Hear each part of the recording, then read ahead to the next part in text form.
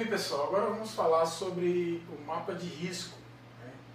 Falamos dos riscos ambientais, a identificação dos riscos ambientais dentro ali do ambiente de trabalho. Agora vamos falar um pouco sobre a questão do mapa de risco, né? As etapas de elaboração, como elaborar o mapa de risco. É uma das atribuições da CIPA fazer o mapa de risco. A cada gestão da CIPA, o mapa de risco ele pode ser revisto, né? Nós temos um processo de trabalho, as atividades que são desenvolvidas de repente são as mesmas, porém a cada gestão da CIPA é necessário que se faça essa reavaliação do mapa de risco, né?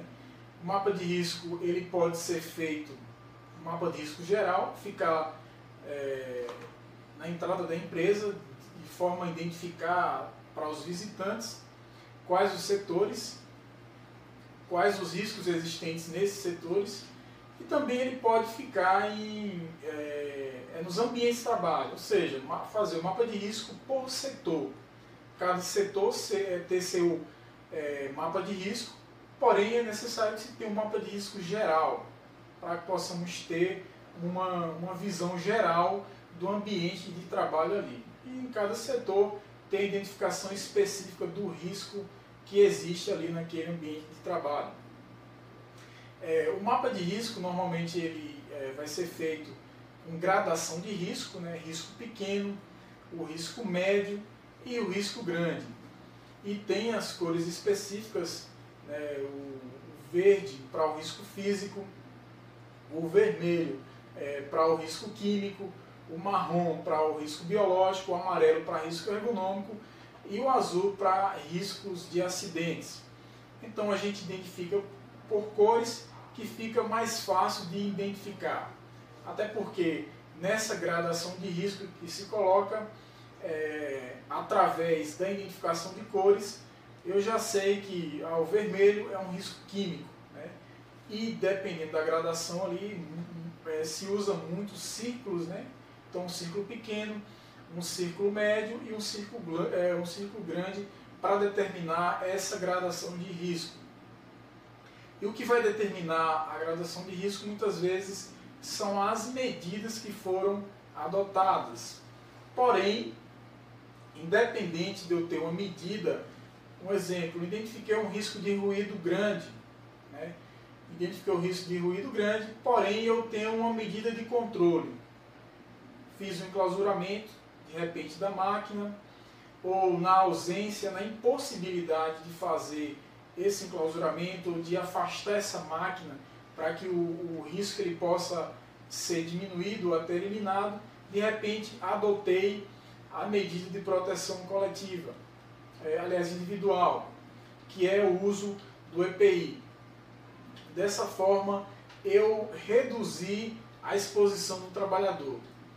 Porém, o risco ele existe, embora seja um risco controlado, né? Mas eu vou dizer que naquele ambiente o risco, de repente, ele é médio, né?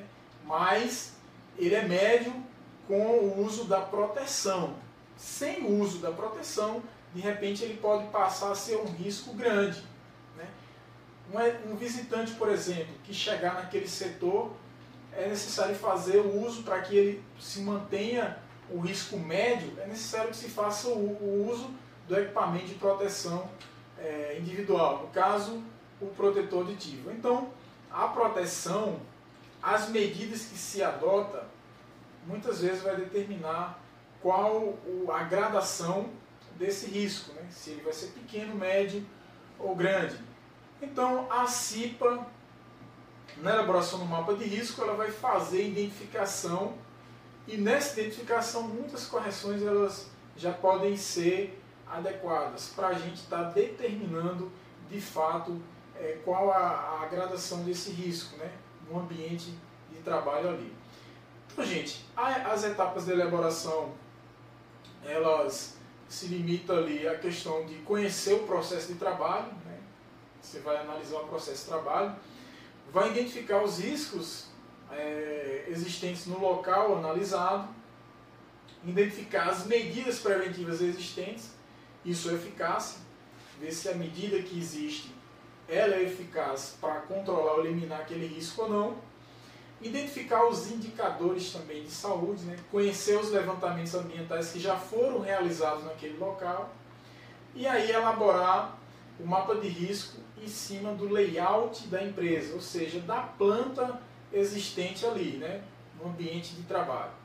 Os equipamentos que são alocados, as máquinas que estão ali no ambiente de trabalho, elas também poderão fazer parte desse mapa de risco, né, já entrar no layout ali da planta, e também a quantidade de trabalhadores que estão expostos. É interessante que faça, que especifique quantos trabalhadores estão expostos em cada setor, expostos àqueles determinados riscos ali. Então, basicamente, dentro desse mapa de risco, a gente vai ter essa identificação. O layout, descrição ali do setor, através da planta baixa, equipamentos que existem nos setores e as quantidades de funcionários ali, a quantidade de funcionários que estão expostos e qual a gradação desse risco, né? Qual o tamanho do risco, né? Qual a proporção do risco. Então, basicamente, essa é a composição do mapa de risco. Vamos estar disponibilizando aí um modelo, né, de mapa de risco, um croquisinho aí do mapa de risco para que vocês possam estar visualizando como é que o mapa de risco ele é feito. De uma forma simples, né? O mapa de risco não é uma complexidade, não é algo muito complexo de fazer. A Comissão de Prevenção de Acidentes ela pode estar elaborando um mapa de risco em conjunto com o SESMIT, envolvendo os trabalhadores também. Os trabalhadores de cada setor eles precisam estar envolvidos na elaboração do mapa de risco também, até porque vai ser feito entrevistas, né? Vai trocar-se esse feedback aí com os trabalhadores, né? E o SESMIT também, porque é importante o SESMIT estar envolvido, embora a atribuição da Comissão de Prevenção de Acidentes de elaborar um mapa de risco, mas o SESMIT, com certeza, é importante que ele esteja envolvido nesse processo. Então, gente, identifica-se todos os riscos de acordo com a cor e o tipo de risco que nós vimos, né?